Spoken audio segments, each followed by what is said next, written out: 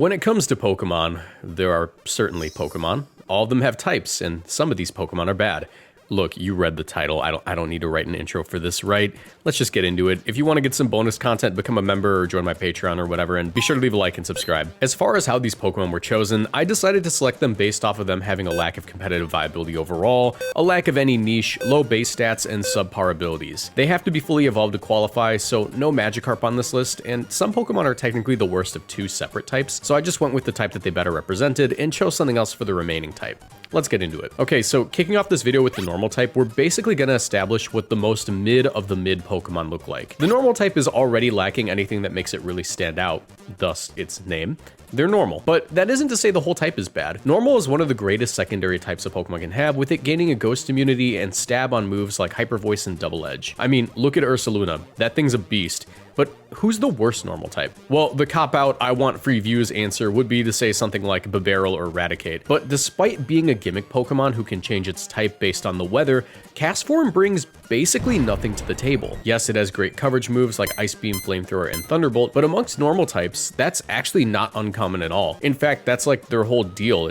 They just have coverage moves. It's just that Castform is able to change its type to match the weather, hypothetically making these moves stronger, but with the weather being so easily overwritten by opponents in modern competitive formats, what you're left with here is a Pokemon with 70 base stats across the board that can't hit very hard at all. Even a Pokemon like Spinda, who has lower stats, has much more of a use case with it having access to Fake Out and Trick Room along with similar coverage options. Castform, meanwhile, just seems to be perpetually out of season. This channel is partnered with Gamersupps. If you want to support my work and get great tasting drinks, you can order Gamersupps through my link in the description down below or with code Moxie boosted at checkout for 10% off. Gamersupps is a caffeinated product that I recommend only to my 18+ viewers, but my link will send you to their caffeine-free product section just in case. Every product purchased through my link supports my channel financially, so I'd really appreciate the support. Now back to the video. Before writing this video, I didn't realize just how few fire-type Pokemon there are. Like, I thought this would be a much harder question to answer. Also, while we're on the topic of lack of fire types, I gotta make sure Sinnoh catches a stray. Haha, mid-region. But while the fire type has a lot of great Pokemon like Chi-Yu and Incineroar dominating competitive formats, it also has a bunch of unremarkable Pokemon. Some of the Pokemon I considered for this spot included Simisear, Centiskorch, and Rapidash, but truth be told, what does Heatmor even do? Heatmor has some interesting things going on, including a solid special attack stat, but its other stats are really lacking. 85 HP, trash defenses, and 65 base speed. Yeah, good luck using that special attack stat. How are you going to fail to outspeed most Pokemon, not tank a hit well, and then fail to KO anything all in one turn? Truly a generational talent we have here. Heatmor especially has trouble using its special attack stat when most of its coverage options are on the physical side of things. On the special side, Heatmor is stuck clicking Focus Blast and Giga Drain. Not ideal. At least it has a decent Durant matchup, right? Nope. Brother, the Rock Slide is coming. You're going to the Pokemon Center. This one was surprisingly easy to answer. I mean, it's Wugtrio, right? Like, it's just obviously Wugtrio. Wugtrio is the worst water type. Wugtrio has 0 useful abilities, 0 powerful attacks, and practically 0 base stat total. And by 0, I mean its base stat total is 425, which is absurdly low for a Generation 9 Pokemon. It does have a decent attack stat in 100 and a very impressive speed stat in 120. However, this doesn't help it at all when it fails to pick up KOs and gets knocked out by a stray leaf landing on it. What's probably the funniest thing about Wugtrio is the fact that as a water type, it's part of the type that has the most Pokemon in the game, including some of the best to ever do it. Most notably, Urshifu Rapid Strike, who has an argument of being the absolute best water type ever. Urshifu Rapid Strike has the signature move of Surging Strikes, which is a 25 base power water type move that hits 3 times and always crits, meaning it's basically a 112 base power move. Meanwhile, Wugtrio has Triple Dive, a 30 base power move that hits 3 times and does not always crit. Effectively, Urshifu at home. Yeah, I mean, at least he can bury his head in the sand, though. It helps hide the shame. The grass type is home to many solid Pokemon and many forgettable ones, but only a few notably bad Wait. No, leave him out of this. He's not even close to being the worst. It's okay, Wochinito, go home. I have leftover Taco Bell sitting out on the coffee table. It's nice and cold, just how you like it. Okay, grass types. I was considering a few for this list, including Cherrim and Carnivine, but Cherrim has a pretty solid ability in doubles, granting an attack and special defense boost in Sun to its partner Pokemon, and Carnivine just hits a little too hard and has decent moves. Meanwhile, we have Sunflora. Sunflora does have the capability to hit like a truck off of its solar power boosted 105 base special attack stat, but I have a question.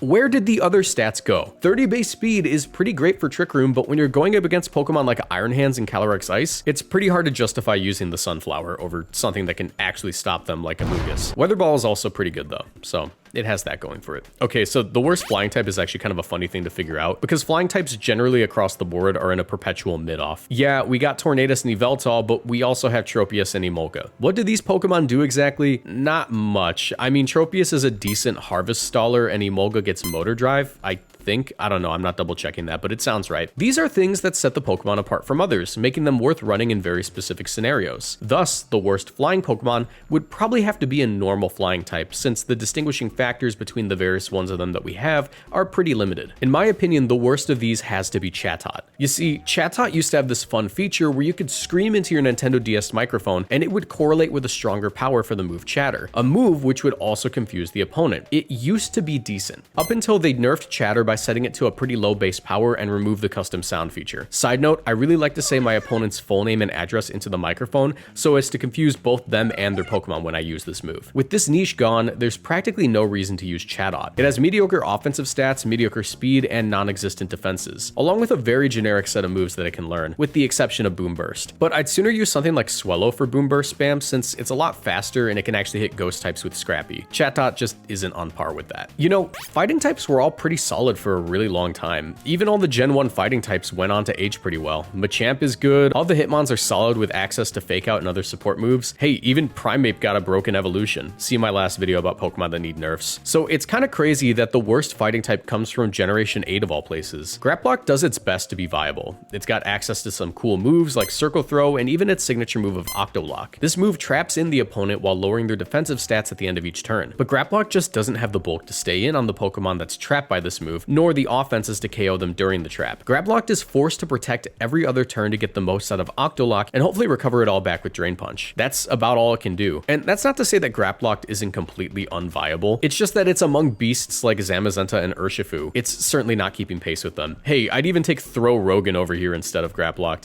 At least he can take a hit. Just don't let him talk for too long or you'll start to realize that he's not all there. Clobbopus does make my list of top 10 Pokemon though. Like, that design's killer. Who wouldn't want this guy hanging around their house? Look at this little dude.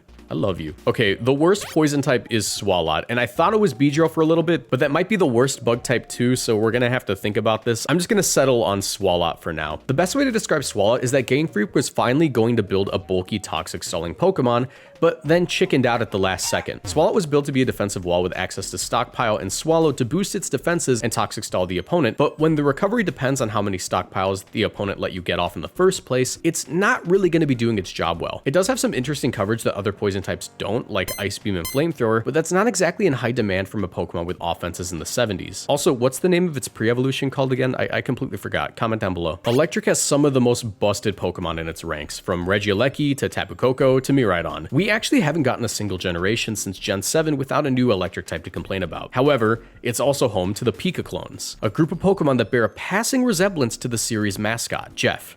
You know Jeff.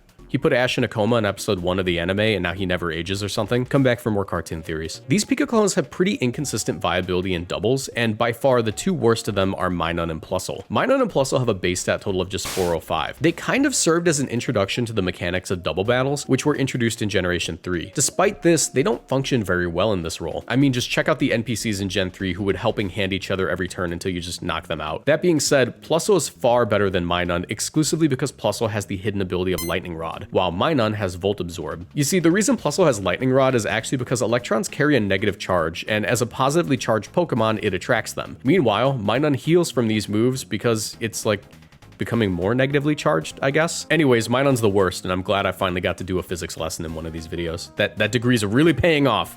I play Pokemon for a living.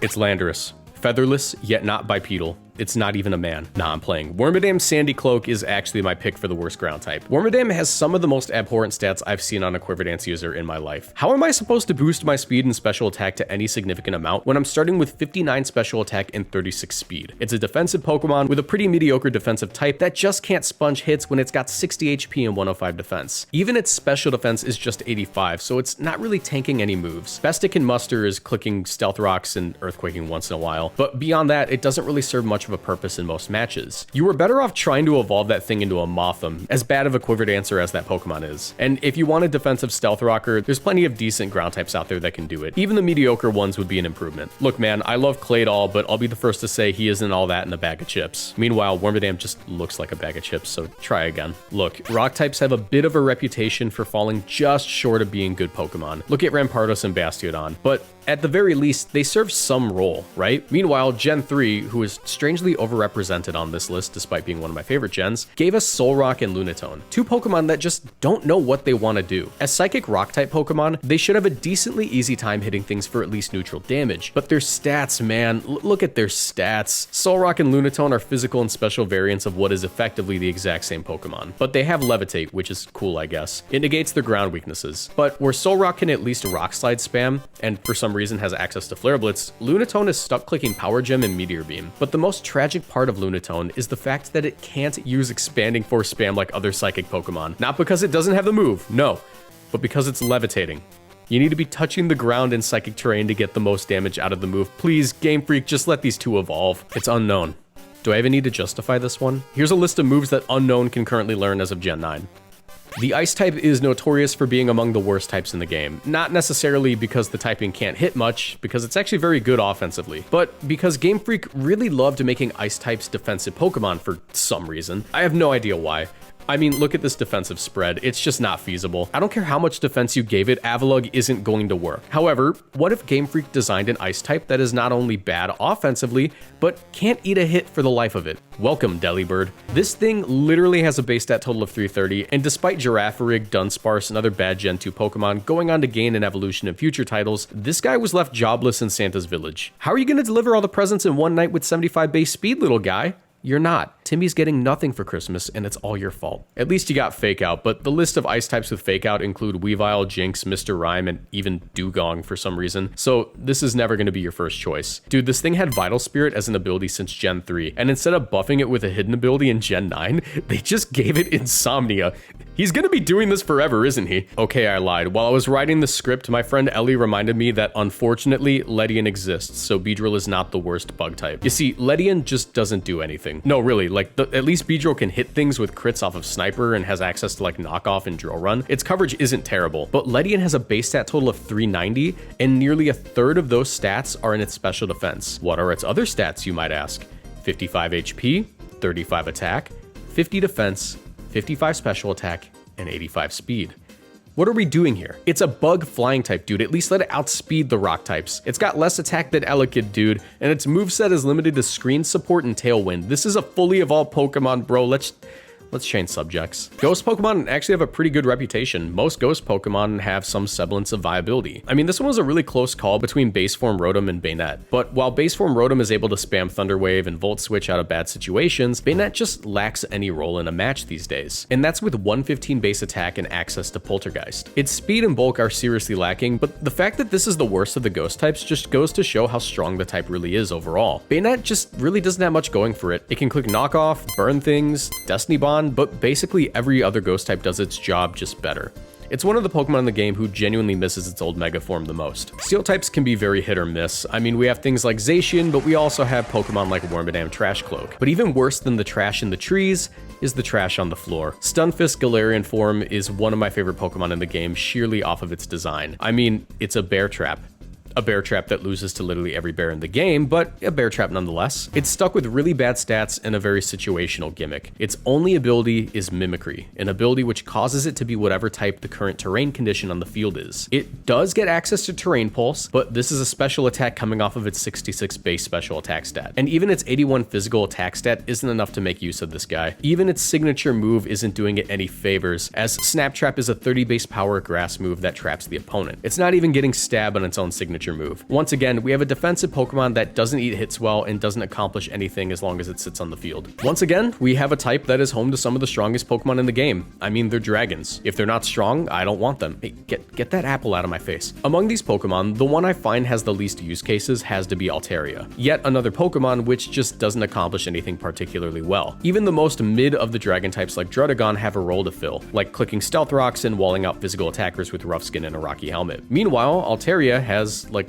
I don't know, Dragon Dance, I guess. I think someone once made day 2 of the World Championships with a Fire Spin set, but I don't really recall that super well. Altaria is just lacking a lot in terms of a niche. Cloud9 is a hidden ability that did let it somewhat stop weather wars in certain formats, but it's just not worth running for that one purpose. Its stats make you believe it's meant to be defensive, but it's mostly just gonna sit on the field and twiddle its fingers until it gets knocked out. So it's definitely the worst of the dragon types. This one hurts. As a big fan of Biggie Cheese and Mr. Cheddar, I do love rats. I used to even have a couple of pet rats, if you remember back then on the channel. But Alolan Raticate is among some titans in the dark type category. How am I supposed to choose the big rat with no stats over 80 and inaccurate moves with the ability Hustle over Pokemon like Urshifu Dark and Grimmsnarl? I just won't. I refuse to do that. Alolan Raticate isn't even the best dark normal type in the game that you find on Route 1. Obstagoon does literally everything Alolan Raticate does, just a lot better. Raticate gets one shot by any super effective hit despite being the supposedly bulkier Raticate. Hey, even regular Raticate can hit a lot harder with Guts boosted Facade.